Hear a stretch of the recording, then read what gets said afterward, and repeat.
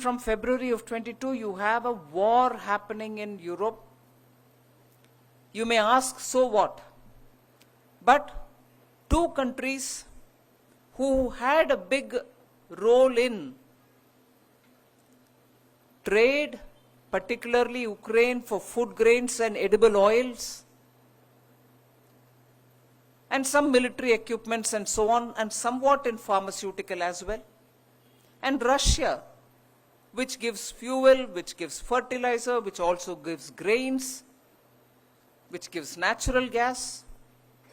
So every one of these items in the global market came under severe stress. Sanctions happened. You cannot buy or sell from Russia happened.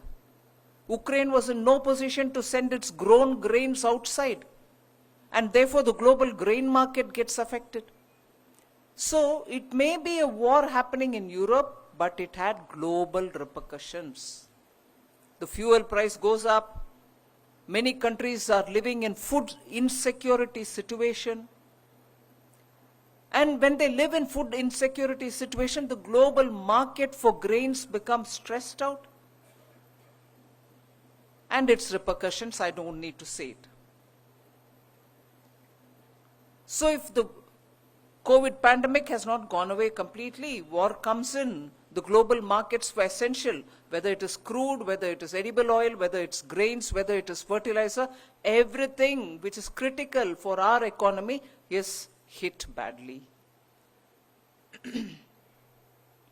And then whoever thought this war will stretch, whoever thought this war will be for years, not just months, and it is happening now.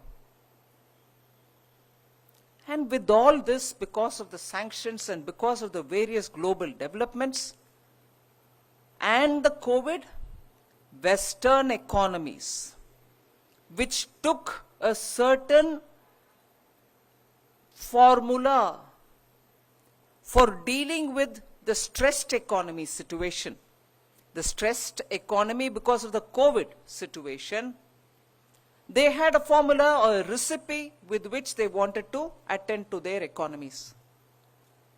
And most of the Western developed economies adopted that method of dealing with the stress in their economy. And that method has now proven hurtful of their economies as an after effect.